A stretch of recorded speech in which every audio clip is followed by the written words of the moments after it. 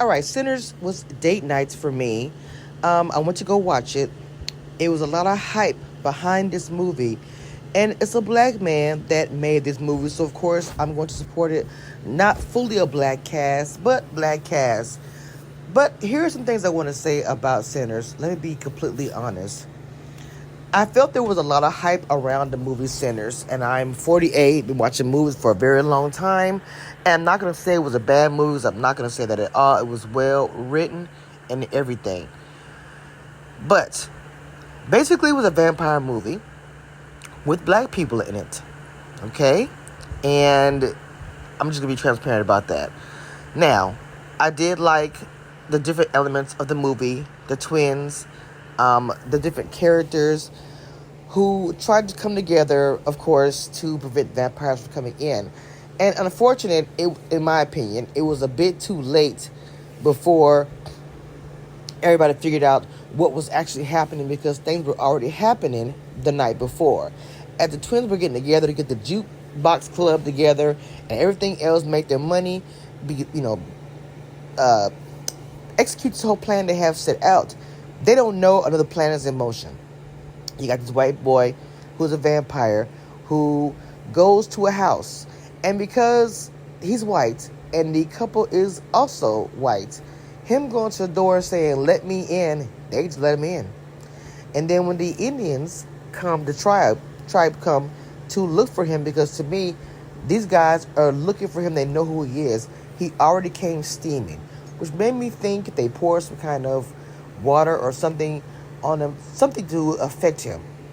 When he gets there, they let him in, right? They come to the door saying, "Look, ma'am, did you let him in already?"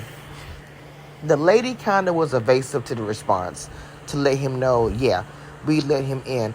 But to be honest, they they knew it. The tribal that was asking the question, they knew she let him in. And at that point, the guys behind him was like, "Look, the sun's going down. If he's in there with her, there's not much we could do at this point." Because he had already been there for 5-10 minutes. Now, mind you, the husband had disappeared. We don't know where the husband was or anything. She's at the door by herself. And then he was just like, "Hey, I hope the Lord protects you, but if he's in there with you, it's trouble." He tried to give her a warning. I really feel like if she would have said, "Let me come with you, I'm scared," I think they would have taken her with them. So she closed the door thinking, okay, can't trust Indians. We said to the white man. That's what she's thinking. She goes in the house, looks for her husband. She goes to the back room. Her husband is done. He's been bitten. He's turned. And of course, she screams, but there's nothing she can do about it. Her husband's gonna turn her. Anyway, then you got the three of them walking the streets, right? They go to the club. They're all three standing there. No blood, no nothing. They look regular. I have musicians. It's musical instruments with them and everything. So they go to the door, and then like, "Can we come in?" Of course, the twins, everybody else came to the door and was like, I don't understand. They was like, "Hey, can we just come inside?"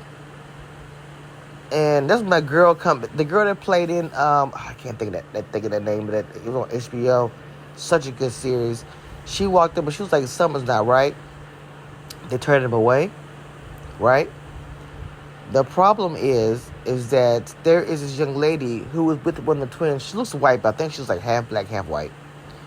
She been trying to get the twin. She wants him back in her life. And she's like one of those women where it's like, she's like one of those women, in my opinion, where it's like she's not good for him, but doesn't care. She wants him no matter what. He literally had her past as white, married to a white man, living a good life, but she didn't want that. She wanted him struggling, whatever. So she leaves the club by herself.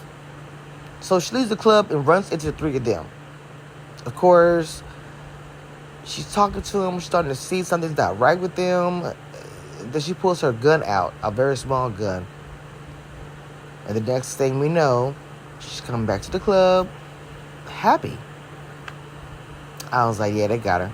So she comes in, and of course she takes the twin to the back, lure him with, meow, meow, and bites him.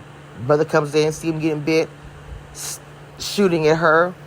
But it was pretty much too late because on her way out the door, she said, "Oh, baby, we're going to have some fun tonight." They was like, "We?" They think their brother is suffering. He got knickers all, bit up and everything. They locked his brother up. That's his brother. Mind you, everything is happening. Everything is happening. Okay? And the brother ends up running outside, leaving. And it's really messed up on that point. One of the ladies there, I think she's, back in the day, a lot of Chinese and black people worked together a lot on business because, honestly, we were low on the totem pole, so of course they worked together. And one of the ladies, I can't think of her name, the character's name, her and her husband kind of ran a lot of liquor, booze, and food thing. They came there to cook and have booze there for that function, right? They usually with their daughter on the other side of town.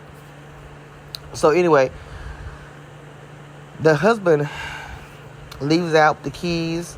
He's gone. He's also turned. A lot of things are happening inside the jukebox. The wife is frustrated. She started saying, "Just let him come on in," because she's mad. Her husband got turned. She's pissed off. It was just a bad thing to do. They all ended up coming to the club. They having to fight. A lot of people died. There was the little cousin that the preacher warned his son about going to that club. He ended up wanting to be one of the survivors. Right?